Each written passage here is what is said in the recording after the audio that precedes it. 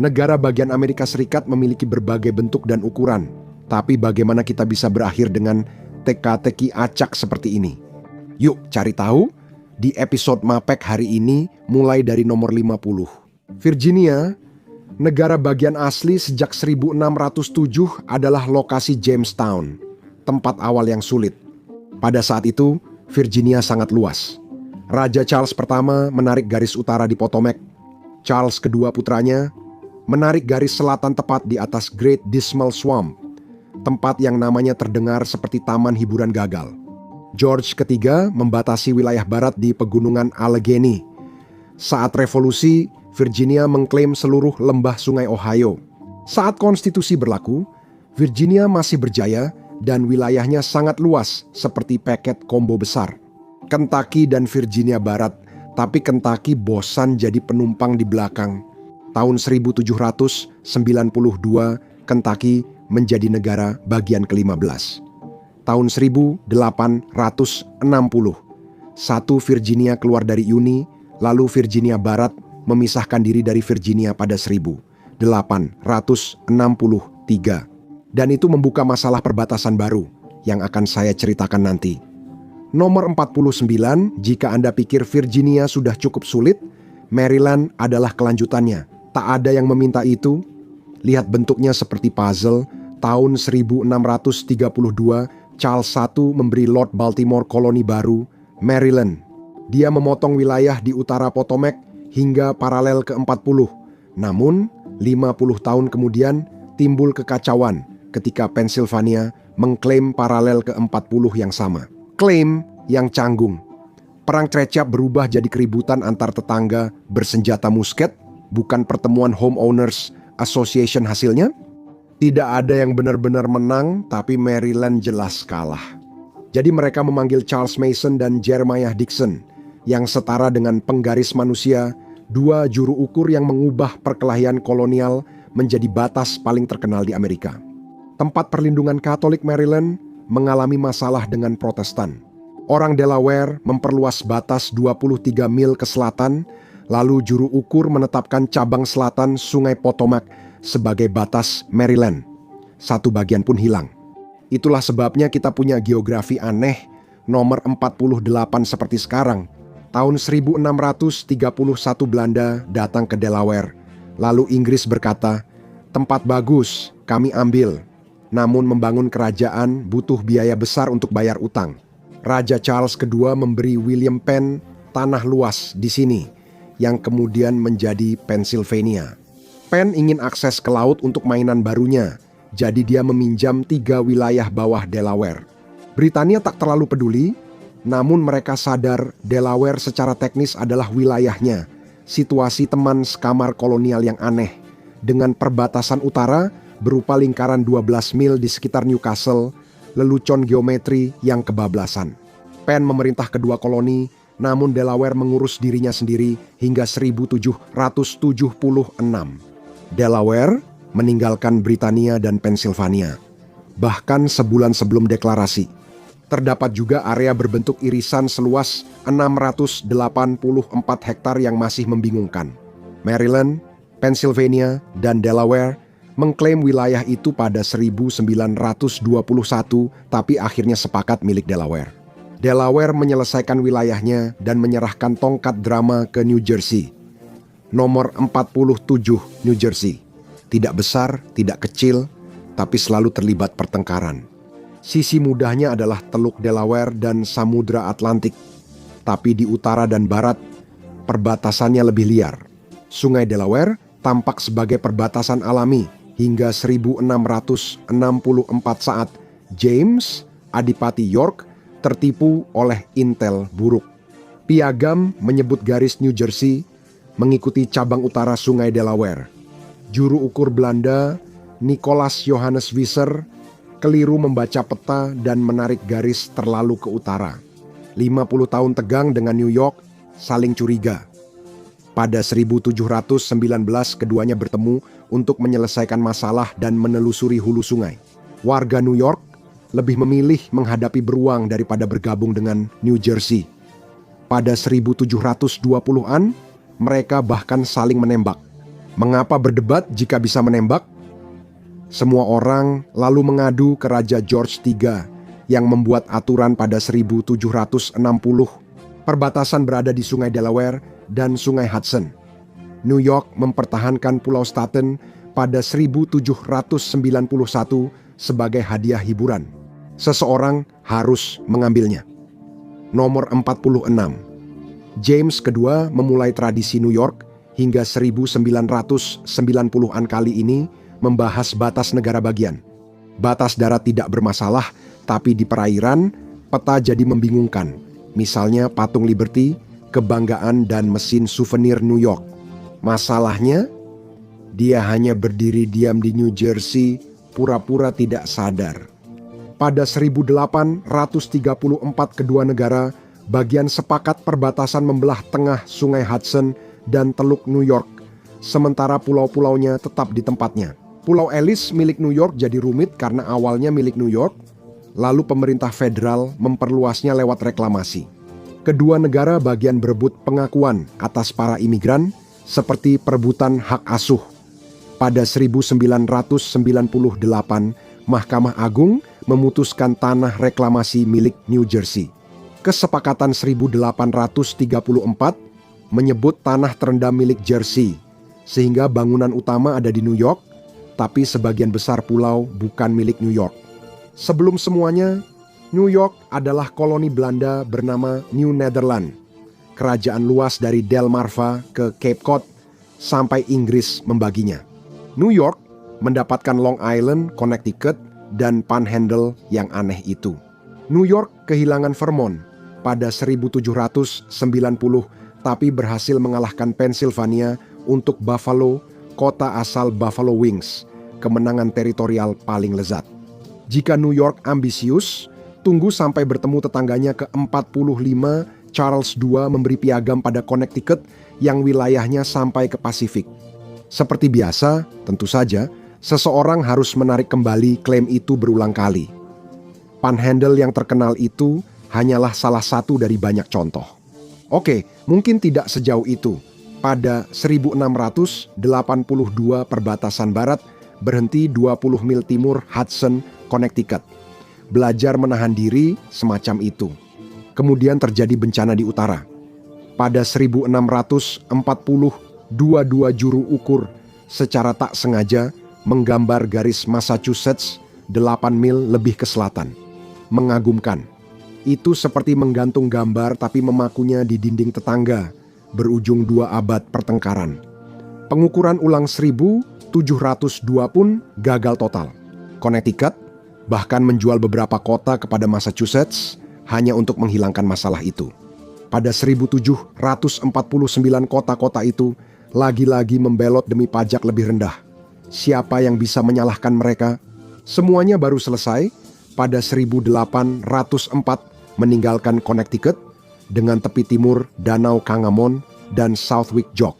Sebuah kesalahan pada peta yang menolak untuk diperbaiki.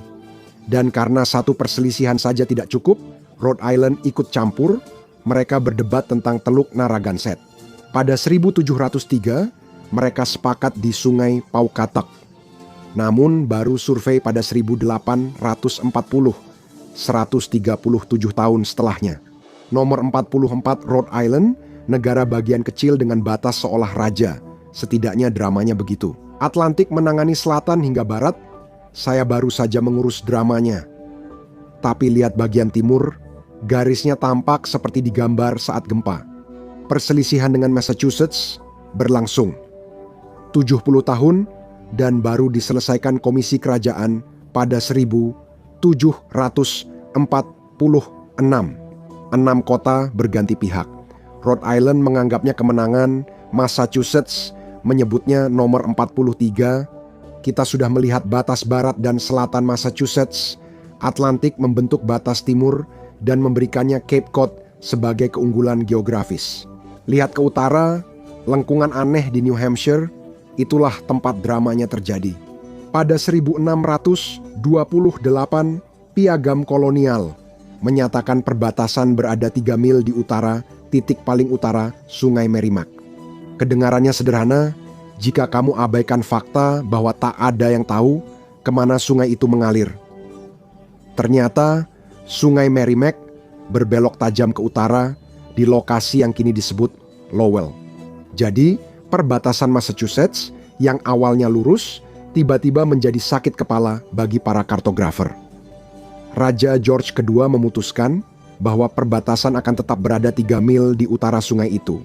Massachusetts menggerutu, tetapi garis itu tetap dipertahankan, jadi kadang peta bisa menipumu. Nomor 42 New Hampshire, sepupu kecil yang selalu menang dalam debat keluarga. New Hampshire hampir mendapatkan keinginannya dengan Massachusetts, dan pada 1740 Raja George II menetapkan batas timur New Hampshire dari Isle of Shoals ke Sungai Piscataqua dan Salmon Falls, lalu lurus ke utara ke Kanada.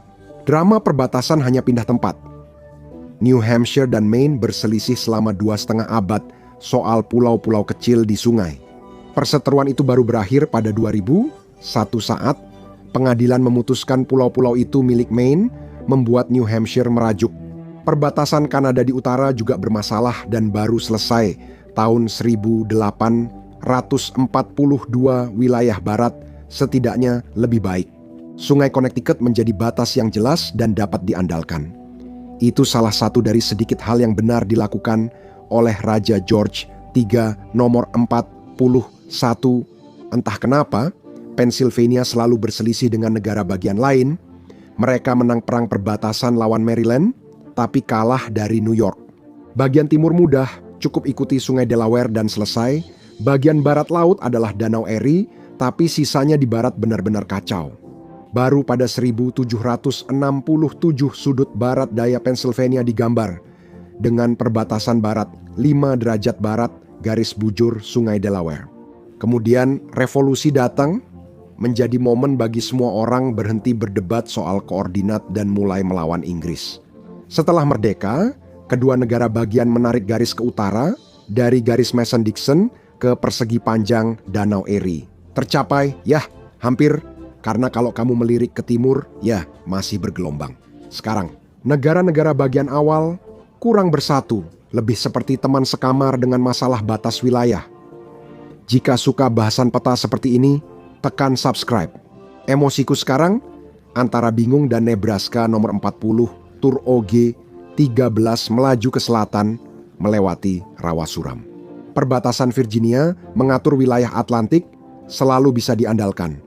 Namun setelah garis itu, semuanya jadi kacau. Awalnya, tidak ada Carolina Utara dan Selatan, hanya Carolina saja, satu wilayah koloni besar. Tapi pada tahun 1720, semuanya memanas, kaum Quaker, Anglikan, Baptis, Presbyterian, semua berdebat tentang segala hal. Mulai dari pajak sampai berapa kali kamu boleh bersumpah sebelum hari Minggu. Agama sering menimbulkan masalah. Pada 1729, batas wilayah dibuat dengan pohon dan rantai, mirip metode kolonial menggunakan lakban. Dan berharap itu tidak bertahan sampai tahun 1990-an. Kedua negara bagian sepakat untuk mengukur ulang. Pada tahun 2016, mereka mengonfirmasi garis tahun 1729 itu dengan akurasi hingga sentimeter. Beberapa pemilik rumah terbangun di negara bagian baru, namun akhirnya damai juga. Georgia datang, kedamaian hilang, lalu Perang Walton 1804 pecah. Teriakan lebih banyak dari tembakan. Semua karena tanah bernama Orphan Strip. North Carolina menang dan selesai. Carolina memisahkan wilayah baratnya membentuk Tennessee di sepanjang pegunungan Smoky. Seperti robekan bersih pada halaman berantakan. Tapi kamu kira sengketa perbatasan sudah selesai? Pikirkan lagi, akan kita bahas sebentar lagi. Nomor 39 perbatasan South Carolina dengan Georgia seharusnya sederhana, cukup ikuti Sungai Savannah kan? Ada perjanjian 1787 tentang itu, jadi tugas dianggap selesai. Namun, juru ukur malah mengikuti sistem sungai yang salah.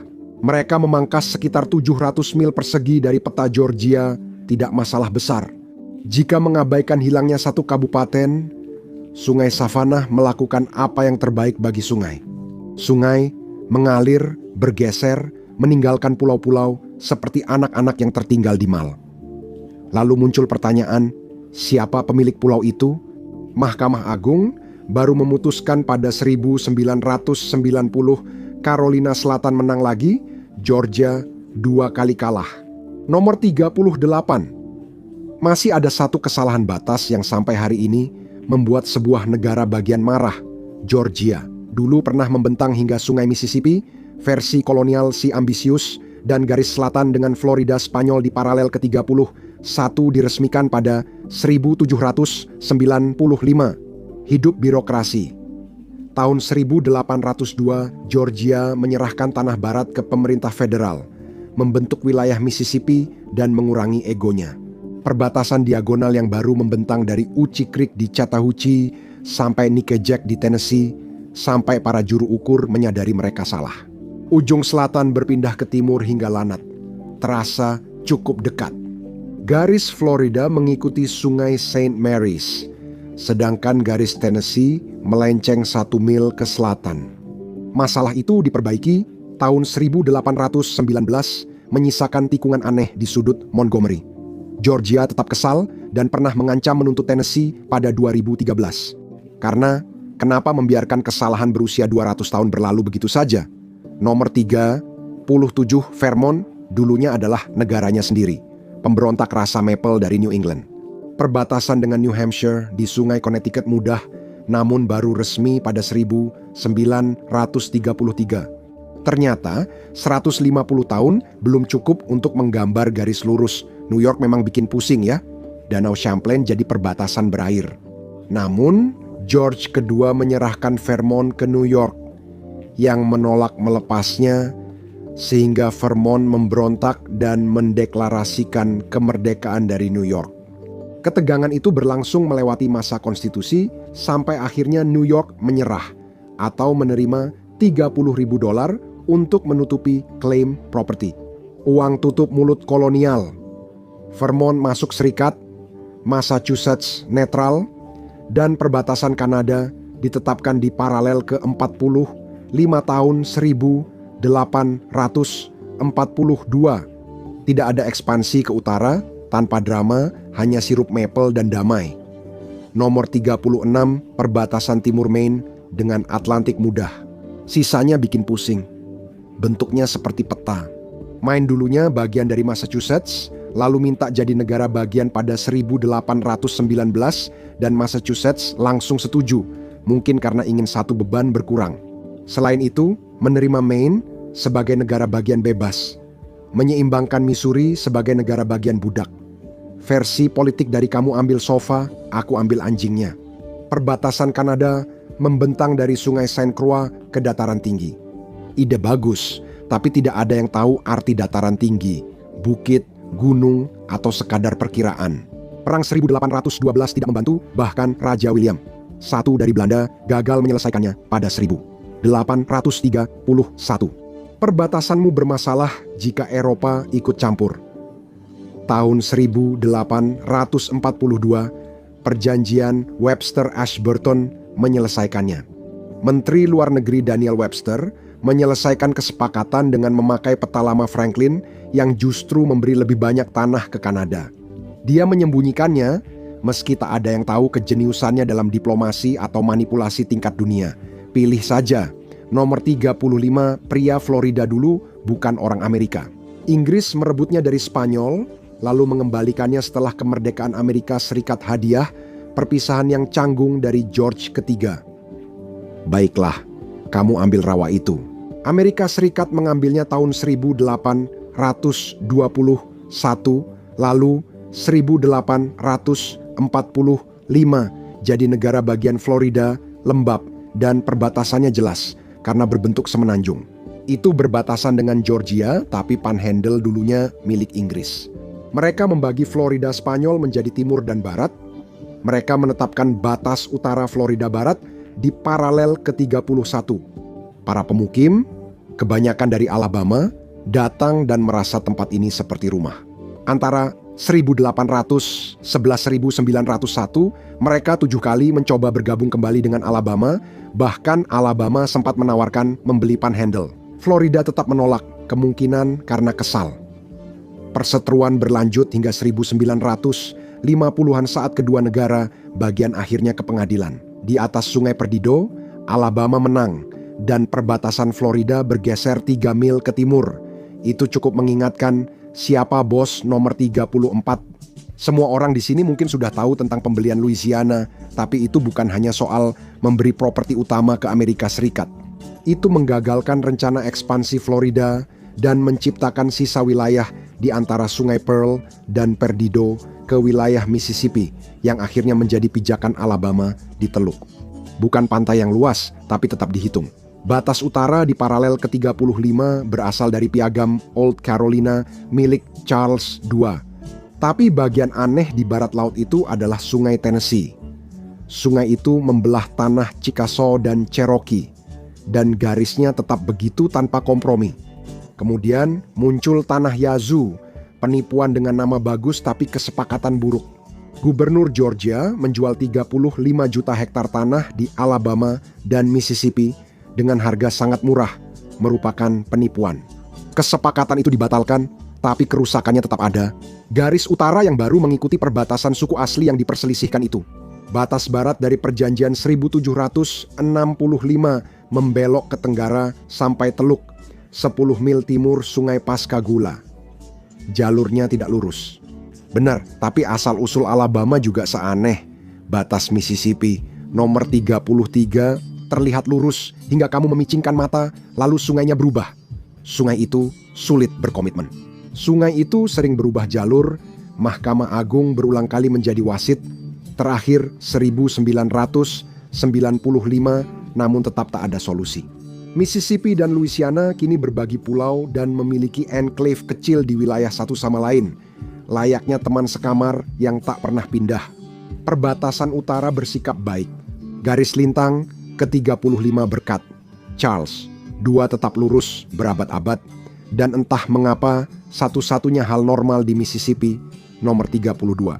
Saya sudah sebut Tennessee saat bahas North Carolina dan Georgia, tapi drama sesungguhnya di timur, yaitu Virginia. Sapa lagi Charles II, orang itu terus menggambar garis, menetapkan perbatasan utara dengan Virginia dan Kentucky di sini. Namun, para juru ukur salah menempatkan wilayah 5 sampai 12 mil terlalu jauh ke barat laut. Sungai Mississippi tetap jadi batas besar di timur. Garis Carolina Utara mestinya mengikuti puncak pegunungan Smoky di punggungan tertinggi. Namun, ini tidak mudah saat menggambar peta di tengah kabut. Garis itu ditarik pada 1915. Bekasnya kini jadi perbatasan berkelok seperti seismograf dan cerobong asap. Tak ada yang mau memperdebatkannya lagi.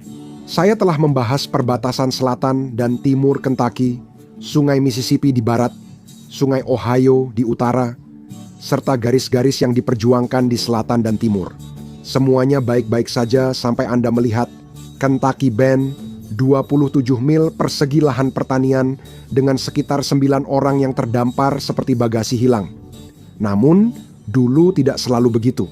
Gempa bumi 1811 dan 1812 mengguncang segalanya.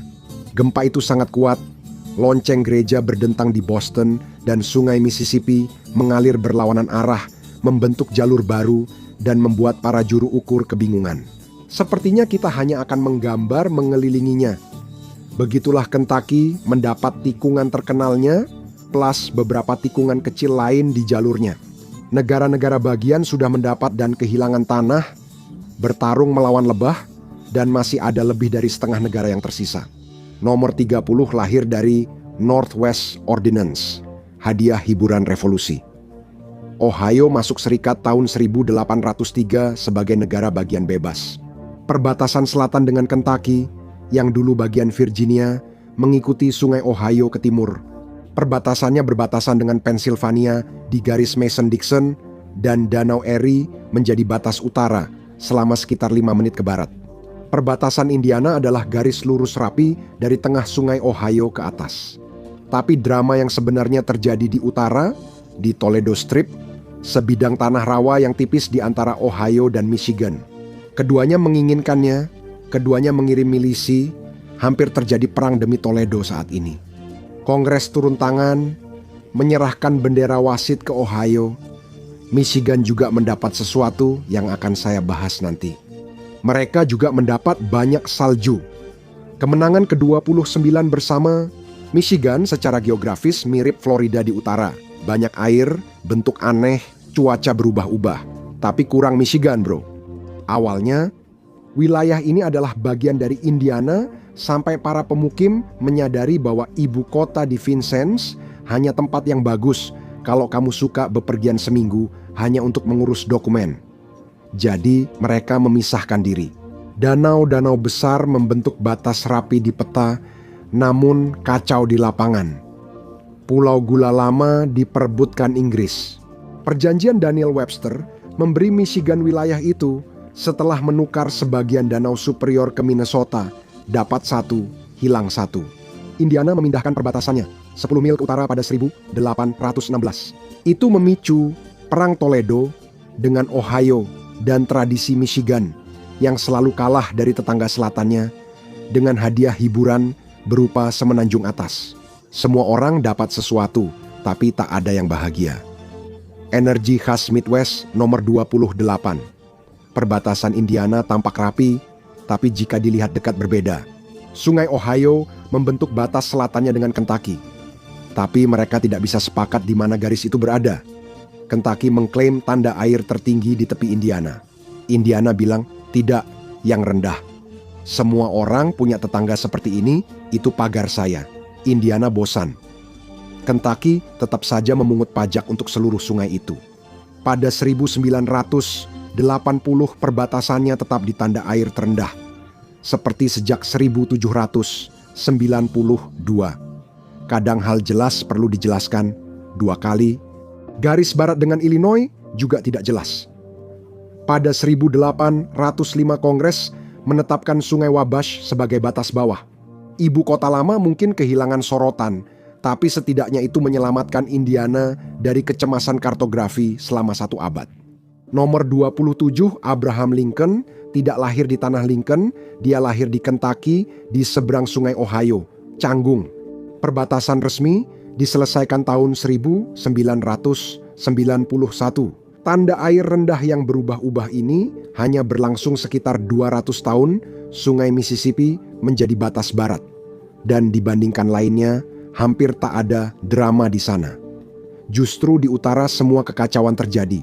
Peta awal menunjukkan perbatasan Wisconsin di selatan Danau Michigan, sehingga Illinois akan terkurung daratan dan menderita. Nathaniel Pope, delegasi ambisius dan tepat waktu, bersama saudaranya Senator John, membujuk Kongres memindahkan garis perbatasan ke utara. Tanah yang direbut itu menjadi Chicago, dan apa yang didapat keluarga Pope karena mengubah Illinois menjadi kekuatan ekonomi. Hanya disebutkan sebentar di video ini, sama-sama. Nomor 26. Wisconsin adalah anak tentara Amerika abad ke-19 dipindahkan ke beberapa wilayah. Indiana Barat Laut, Illinois, Michigan. Akhirnya Wisconsin mendapat wilayah sendiri, lalu mulai kehilangan sebagian ke Illinois dan Michigan. Tapi Wisconsin dulu pernah mengklaim seluruh wilayah Minnesota, Iowa, bahkan Dakota Timur semuanya. Gubernur teritorial James Doughty sangat kesal kehilangan wilayah hingga mengancam memisahkan diri karena Iowa. Tindakan berani bagi seseorang yang petanya tak sesuai kenyataan. Ordinansi Barat Laut menetapkan batas di Sungai Mississippi, artinya Iowa harus dilepas. Kemudian muncul undang-undang penyeimbang negara bebas dan budak, membuat Wisconsin terjebak. Setiap negara bagian bebas harus diimbangi satu negara bagian budak.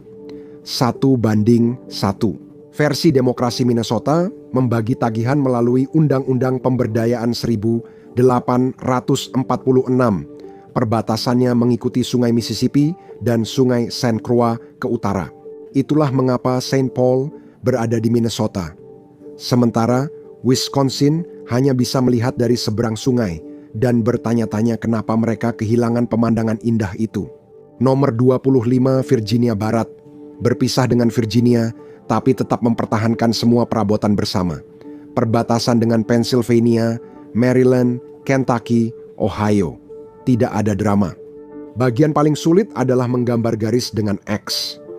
Saat Virginia memisahkan diri tahun 1860, satu wilayah barat laut menolak. Para pemimpin mereka menyatakan diri sebagai pemerintah Virginia yang sah.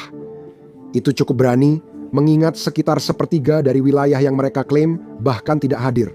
Namun, pada tahun 1863, Virginia Barat secara resmi menjadi sebuah negara bagian, dan secara canggung masih mengizinkan perbudakan.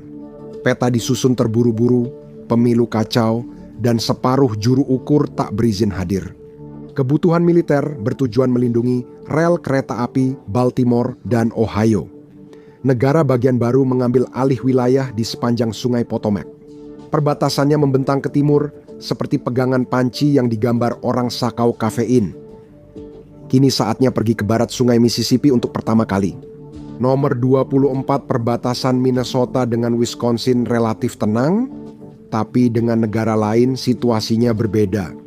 Kaum ekspansionis ingin Amerika Serikat meluas sampai Alaska Rusia, namun terkendala perang dengan Meksiko. Semua orang memutuskan mungkin dua peperangan sekaligus itu agak berlebihan. Jadi, Perjanjian Oregon tahun 1846 menetapkan garis paralel ke 49 dari Great Lakes sampai Puget. Ini terdengar seperti kompromi, cara sopan bilang kita menyerah, sehingga muncul tonjolan aneh di utara yang membuat peta jadi aneh. Perbatasan harusnya dari Danau Superior ke barat laut Danau of the Woods, lalu ke Sungai Mississippi. Kecuali Sungai Mississippi tidak mencapai danau itu, geografi jelas berkata, bukan hari ini. Tahun 1818, mereka menggambar garis lurus utara-selatan sebagai perbaikan. Perbatasan selatan murni soal politik, garis lama negara bebas dan budak. Sementara batas barat bersifat pribadi. Henry M. Rice menginginkan Minnesota yang lebih besar dan kaya, sedangkan Kongres ingin hasil yang rapi. Rice menang dan perbatasan mengikuti Sungai Red dan Boadasheau.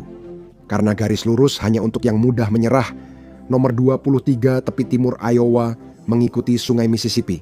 Tenang dan andal, hingga kamu temukan tikungan aneh 500 mil persegi di tenggara, bukan murni kesalahan sungai. Salahkan juru ukur yang menggambar garis di sepanjang Sungai Des Moines untuk membagi pembelian Louisiana dari tanah penduduk asli. Pada 1816 garis itu menjadi perbatasan Missouri. Inilah Perang Madu 1839 saat Lebah memberontak. Sebenarnya tidak juga. Perang dalam arti paling longgar dimulai ketika para pemukim Missouri menebang 4 pohon madu di zona yang dipersengketakan. Oh, tidak, mereka tidak melakukannya. Tak ada tembakan atau korban, hanya politik manis dan lengket. Mahkamah Agung mendukung Iowa pada 1849 meski batas Sungai Mississippi masih sering kabur, wilayah barat lebih tertib. Sungai Missouri dan Sioux membingkai Iowa, satu-satunya negara bagian yang berbatasan dua sungai paralel di timur dan barat.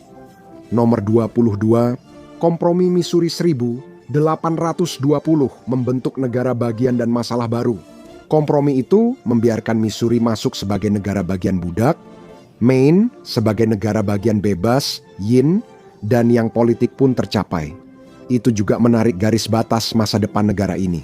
Semua orang pura-pura bahagia, padahal tidak. Missouri menghabiskan masa perang saudara dengan berperang melawan dirinya sendiri, benar-benar krisis identitas negara bagian. Tidak semua hal tentang perbatasannya sedramatis itu. Perhatikan tonjolan kecil aneh di sudut tenggara, itu berkat John Hardiman Walker. Dia pemilik tanah yang menolak tinggal di Arkansas, katanya. Menurutnya, tanahnya lebih mirip Missouri daripada ladang kapas Arkansas. Kongres membelinya, sehingga Missouri tetap memiliki tonjolan kecil sebagai negara bagian ke-21 setelah kompromi Missouri. Arkansas dibingkai rapi dalam persegi panjang kecil, seakan tak berasal dari kekacauan. Sungai Mississippi mengambil bagian timur, melakukan apa yang sungai lakukan dengan baik, yaitu menolak untuk tetap di satu tempat setiap kali alirannya bergeser. Arkansas dan Tennessee saling bertukar sebagian wilayah. Pada 1919 Mahkamah Agung membekukan perbatasan di jalur lama sungai, memenangkan Tennessee dan memberi waktu istirahat pada sungai Mississippi. Di barat, situasinya juga tidak jelas. Garis perbatasan Oklahoma baru ada setelah 1836 saat negara bagian itu berdiri. Sebelumnya, klaim Cherokee dan Choctaw sangat tumpang tindih hingga bisa membuat pengacara menangis. Perjanjian Washington 1828 menyelesaikan masalah memindahkan perbatasan Arkansas ke timur. Kita kehilangan sedikit tanah, tapi perdebatan berkurang. Kita di mana? Ohio berjuang demi rawa-rawa, Michigan menerima salju, dan Indiana benar-benar ngotot. Indiana terus mengeluh sampai ada yang mendengarkan. Mari kita lanjutkan. Nomor 20. Louisiana adalah negara bagian pertama dari pembelian Louisiana saat Prancis menjual wilayah itu untuk membayar utang perang, hampir menggandakan wilayah Amerika Serikat. Louisiana masuk serikat pada 1812. Batas-batasnya rapi. Sungai Mississippi di timur, Sungai Sabine di barat, Teluk Amerika, dulunya Teluk Meksiko, di selatan, dan garis lintang ke-33 di utara sebagai garis lurus. Kenyataannya berawal. Batas barat tetap tidak jelas sampai tahun 1819. Spanyol ingin mempertahankan Texas, tapi akhirnya menukarnya dengan Florida, seperti tukar kepemilikan, hanya makanannya lebih enak. Perjanjian itu menetapkan Sungai Sabine sebagai perbatasan sejak Spanyol tidak berkuasa. Nomor 19, segala sesuatu di Texas lebih besar, termasuk utangnya. Setelah berpisah dari Meksiko, Texas tampil seperti tokoh utama. Republik Texas, sebuah negara merdeka, selama 10 tahun lengkap dengan dramanya sendiri. Saat menjadi negara bagian, Texas mengklaim sebagian besar benua, termasuk New Mexico, Colorado, dan Wyoming. Namun kemerdekaan disertai utang besar. Setelah perang melawan Meksiko, Texas membuat kesepakatan pada 1850. Kongres memberikan uang tutup mulut sebesar $10 juta dengan label patriotik sebagai imbalan atas semua tanah tambahan itu. Ini meredakan ketegangan antara negara bagian bebas dan budak serta menetapkan bentuk Texas saat ini. Sisanya ditentukan oleh Rio Grande di selatan, Sungai Merah di utara, dan Sungai Sabine di timur, lalu sungai-sungai itu mulai bergerak. Texas menghabiskan 1 abad bertengkar dengan tetangganya demi beberapa inci tanah. Nomor 18. Hal pertama yang menonjol dari Oklahoma adalah panhandle-nya sepanjang 167 mil lebar, 34 mil dan hampir kosong. Itu persegi panjang berdebu yang tampak ditempelkan di menit terakhir, bukan ide alam tapi politik. Saat Texas masuk serikat, perbudakan dilarang meluas ke utara perbatasan selatan Missouri, menyisakan tanah netral yang diabaikan. Perbatasan Kansas digeser ke utara demi melindungi tanah Cherokee, dan jalur itu diabaikan hingga 1890. Wilayah itu kemudian diadopsi oleh teritori Oklahoma, dengan perbatasan timur berasal dari perjanjian dengan Cherokee dan Choctaw. Mereka berjalan 100 langkah ke timur dari Fort Smith, lalu ke selatan menuju Sungai Merah, yang menjadi batas Texas di tepi selatannya. Tahun 1921 batas Kansas digambar dengan tinta dan darah. Kompromi Missouri menetapkan garis pemisah negara bagian budak dan bebas. Namun Undang-Undang Kansas-Nebraska 1854 membatalkannya. Undang-undang itu membentuk Kansas dan membiarkan pemukim menentukan sendiri. Apa yang salah jika orang memilih soal perbudakan? Hasilnya adalah Kansas berdarah.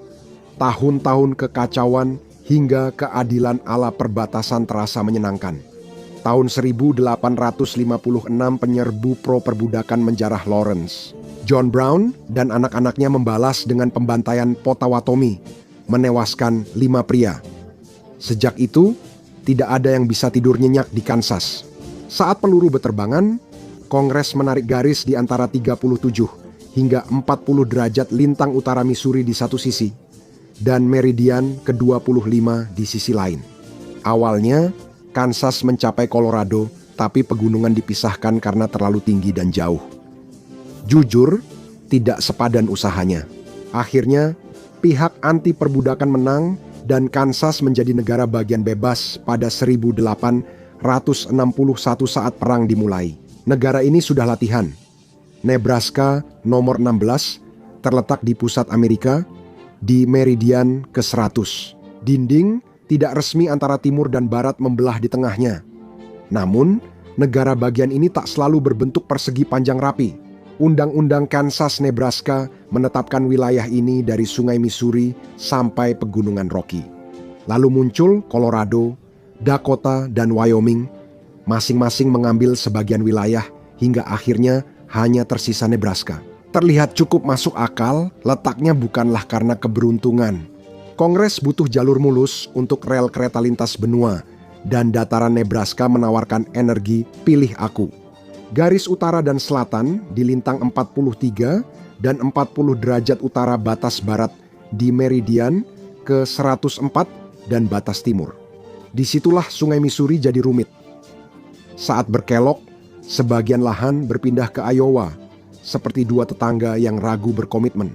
Perbatasan resminya ditetapkan pada tahun 1892 dan membekukan batas di sepanjang bekas aliran sungai. Bentuk Nebraska sudah resmi dikunci dan tetap tidak menarik sejak itu. Nomor 15 Dakota Selatan tampak seperti persegi hingga Anda melihat sudut tenggara yang dibentuk Sungai Missouri. Garis lurus sudah usang. Sungai itu membelah negara bagian, melengkung ke Nebraska, memberi Dakota Selatan tepi bergelombang.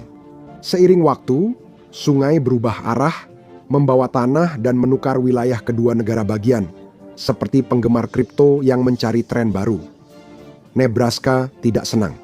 Lahan yang hilang itu menjadi sengketa hukum hingga ke Mahkamah Agung, dan pada 1982 para hakim memutuskan perbatasan tetap mengikuti sungai lama, bukan yang baru. Jadi Sungai Missouri masih jadi penanda batas, meski airnya bukan yang kamu lihat sekarang. Nomor 14 Dakota Utara adalah salah satu negara bagian kota klasik Amerika. Wilayah ini awalnya merupakan bagian dari pembelian Louisiana, lalu bergabung dengan wilayah Dakota pada tahun 1860, satu sebuah gabungan besar di perbatasan yang juga mencakup Dakota Selatan, sebagian Wyoming, dan sebagian Montana. Ketika Kongres membaginya pada tahun 1889, mereka menggunakan garis lintang ke-46 sebagai batasnya.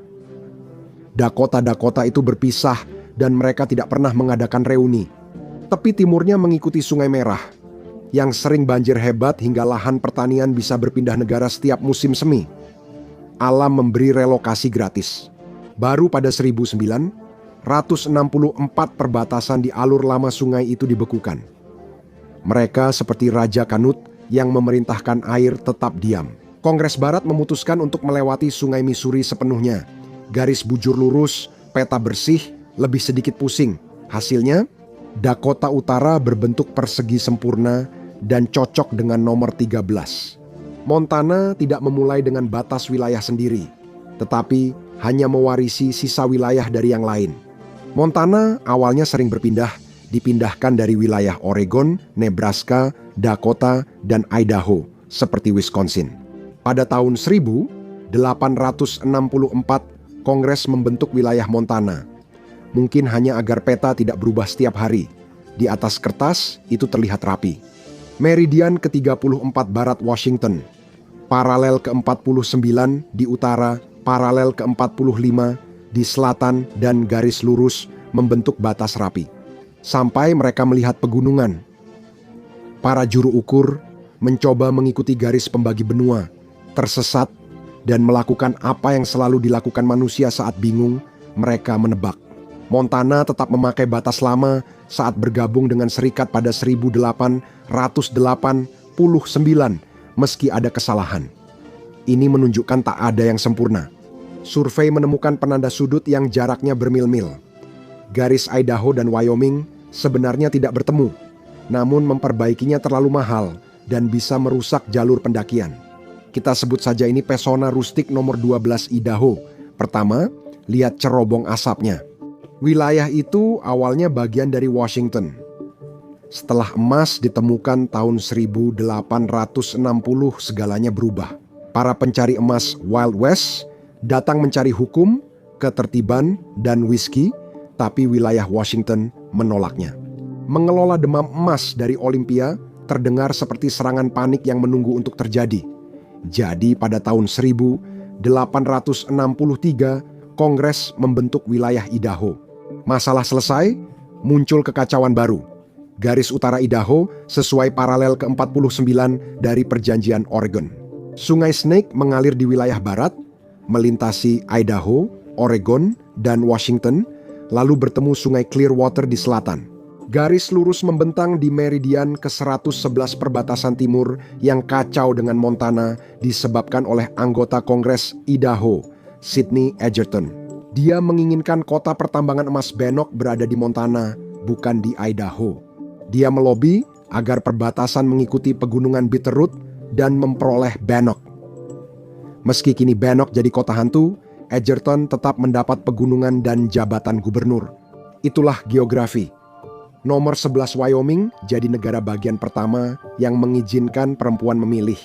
Sebagian karena kemajuan, sebagian pemasaran, tapi tetap berhasil. Pada 1868, Kongres membentuk wilayah Wyoming dengan bentuk kotak sederhana di antara meridian ke-27 dan ke-34 barat Washington. Tidak ada sungai, pegunungan, atau imajinasi, hanya geometri. Wilayah ini diambil dari Idaho, Dakota, dan Utah. Tujuan sebenarnya, koridor rapi untuk jalur kereta api Union Pacific. Perbatasan barat seharusnya mengikuti puncak pegunungan Rocky, tapi Kongres memilih garis lurus, sehingga pegunungan Teton, bagian dari pegunungan Rocky, sepenuhnya masuk. Wyoming, Idaho memprotes, berharap bisa mendapatkan 3 binatang terkenal itu, tapi Kongres tutup hari itu. Wyoming mempertahankan pegunungan dan kebanggaannya. Saya rasa kini kita tahu, tengah Amerika Serikat terbentuk dari kompromi. Sungai-sungai menempuh perjalanan sehari dan Kongres bermain sambung titik. Kini saatnya 10 besar dalam perjalanan kartografi lintas negara. Nomor 10, kalau pernah ikut kuis sejarah Amerika Serikat, pasti kenal Colorado. Yang berbentuk persegi panjang, yang kotak itu mudah digambar, kecuali sebenarnya itu bukan persegi panjang. Setelah Undang-Undang Organik Colorado 1860, satu Kongres mengambil tanah dari Kansas, Nebraska, Utah, dan New Mexico untuk membentuk wilayah itu. Di atas kertas tampak sempurna sebagai persegi panjang, tapi kenyataannya ada pegunungan Rocky yang membuat para juru ukur kesulitan menggambar garis lurus. Itu jadi 697 perdebatan satu untuk tiap titik yang tak cocok. Pada 1925, Mahkamah Agung berkata, ini sudah cukup. Kotak paling terkenal di Amerika, kan? Itu mosaik yang sepakat mengikuti aturan. Setidaknya Colorado tidak berselisih dengan tetangganya. Nomor 9, meski disebut New Mexico, wilayah ini hanya sebentar jadi bagian Meksiko, bergabung pada 1821 setelah lepas dari Spanyol. Pada 1848, Amerika Serikat mengambil wilayah ini lewat perjanjian Guadalupe Hidalgo setelah Perang Meksiko-Amerika. Saat itu, wilayahnya sangat luas hingga mencakup 4 negara bagian di masa depan. Lalu datanglah kompromi tahun 1850 berkat masalah perbudakan. Kongres menggambar ulang batas wilayah. Wilayah barat daya New Mexico kehilangan sebagian wilayahnya untuk membentuk Arizona, Colorado, Nevada, dan Utah. Texas menjual klaim wilayah baratnya seharga $10 juta, membuktikan sekali lagi bahwa segalanya lebih besar di Texas, terutama tagihannya. Survei ceroboh berlangsung bertahun-tahun. Peternak dan Kongres sama-sama tidak tahu mereka ada di negara bagian mana. Namun, perbatasan tetap seperti sekarang. New Mexico bukan satu-satunya yang mengalami krisis identitas. Tetangganya juga masih bingung menentukan sisi sungai tempat tinggal mereka. Nomor 8, Arizona dijuluki negara bagian Valentine karena masuk serikat pada 14 Februari 1912, namun sejarah perbatasannya justru rumit dan jauh dari romantis. Perjanjian Guadalupe Hidalgo menyerahkan tanah itu ke Amerika Serikat. Namun wilayah tersebut tetap jadi bagian New Mexico hingga 1863. Perbatasan selatan baru ditetapkan tahun 1854 saat Amerika Serikat membeli gurun di selatan Sungai Gila untuk jalur kereta api selatan. Versi cinta Paman Sam. Mahal dan sepenuhnya untuk keuntungan bisnis besar. Batas baratnya mengikuti Sungai Colorado. Pada 1920-an Arizona dan California berselisih soal lahan pertanian yang tersisa, seperti dua tetangga memperdebatkan batas pagar. Pada 1963 perselisihan makin memanas. Arizona memperoleh 46 juta acre-feet air sungai California, 44 juta sementara Nevada hanya sedikit.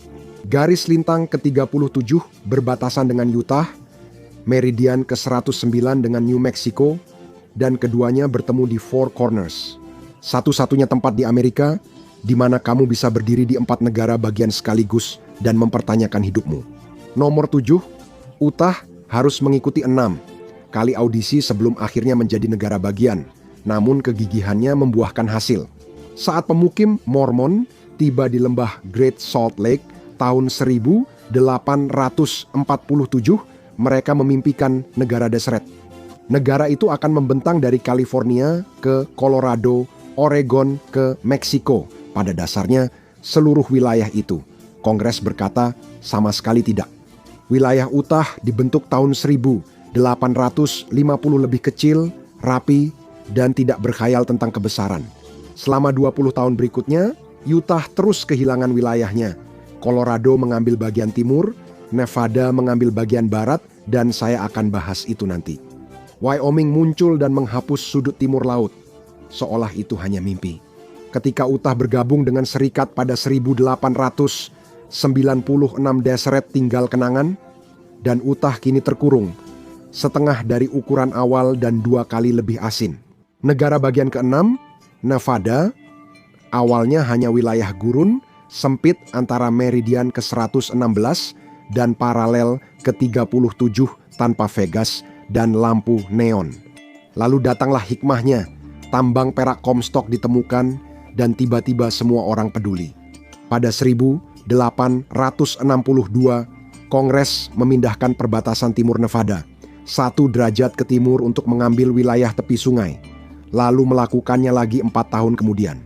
Sebagian diambil dari Utah yang protes, tapi Nevada lebih kaya dan menguntungkan secara politik, ujar Kongres. Kami akan menghubungi Anda lagi. Pada 1867 Nevada mengambil ujung selatan dari Arizona, yang kemudian jadi wilayah Las Vegas. Arizona protes, Kongres menanggapi. Telegram baru, siapa ini? Tapi soal perbatasan, ya? Masih berantakan. Juru ukur memakai meridian Washington dan Greenwich, sehingga perbatasan Nevada California tidak sejajar. Bahkan, perbatasannya pun seperti perjudian. Nomor 5. Penemuan emas di Sutter's Mill seperti peta sambutan besar untuk California. Dalam semalam, wilayah itu berubah dari perbatasan yang tenang menjadi ledakan populasi. Konstitusi pertama California menetapkan garis timur di meridian barat ke 120, lalu menariknya secara diagonal ke Sungai Colorado. Tidak terlalu sulit kan? Salah. Para juru ukur tidak sepakat letak 120 derajat. Ada yang terlalu ke timur atau ke barat. Kota pertambangan seperti Aurora sering berpindah negara bagian. Bahkan hampir mengajukan kewarganegaraan ganda sebelum akhirnya menjadi bagian Nevada. Perbatasan utara dengan Oregon dari perjanjian Adams-Onis, sedangkan selatan mengikuti garis Amerika Serikat, Meksiko 1851. Di selatan San Diego terdapat perbatasan tenang dengan sejarah riuh. Namun, itu cerita lain kali. Nomor 4, Oregon dulu bermimpi besar hingga Alaska, tapi miminya mengecil saat presiden memilih pertempurannya. Polk memutuskan untuk berperang melawan Meksiko daripada Inggris, dan perbatasan utara pun ditetapkan di paralel ke-49 dari pegunungan Rocky hingga danau-danau besar. Namun, Oregon tidak mendapat semua itu. Tahun 1859 Kongres memisahkan wilayah Washington, membagi Oregon di Sungai Columbia dan paralel ke-46. Washington mendapat wilayah utara, Oregon tetap dengan pantainya. Perdagangan adil tergantung pada siapa yang ditanya. Sungai Snake menjadi perbatasan selatan dengan Idaho. Perbatasan dengan California dan Nevada berasal dari perjanjian Adams-Once tahun 1819, perjanjian yang sama yang memberikan perbatasan utara bagi California Spanyol. Kita telah mencapai 3 perbatasan negara bagian terakhir yang digambar oleh orang-orang yang belum pernah melihat gunung dan negara-negara bagian yang lahir dari emas, perak, serta keras kepala. Nomor 3, Washington. Tidak ada drama besar di sini. Saya sudah jelaskan bagaimana Washington terbentuk. Sungai Snake membentuk garis Idaho yang bengkok dan selalu berubah. Garis lintang ke-49 disepakati dengan Inggris, memberi Washington Puget Sound hak membanggakan diri dan perbatasan selatan. Kini, ini jadi masalah Oregon. Nomor 2, Alaska. Rusia menguasai Alaska di 1700-an garis pantai memudahkan, namun perbatasan darat kurang jelas. Seperti biasa, Rusia mengklaim segalanya, termasuk Pacific Northwest, membuat semua orang kesal. Perjanjian Saint Petersburg 1825 menetapkan garis selatan di sini dan mengikuti pegunungan hingga 30 mil ke pedalaman, menghasilkan Panhandle yang aneh itu. Ketika Amerika Serikat membeli Alaska pada tahun 1867 emas membuat semua orang tertarik lagi. Kanada ingin ikut serta, Inggris jadi penengah, dan tahun 1903 Amerika mendapat wilayah itu. Kanada masih kesal. Dan di barat, perbatasan dengan Rusia membelah Kepulauan Diomede. Hanya terpisah 2,5 mil, tetapi hampir 1 hari penuh perbedaan waktu. Kemarin dan besok, pulau ideal bagi calon penjelajah waktu. Akhirnya, Hawaii jadi negara bagian ke-50.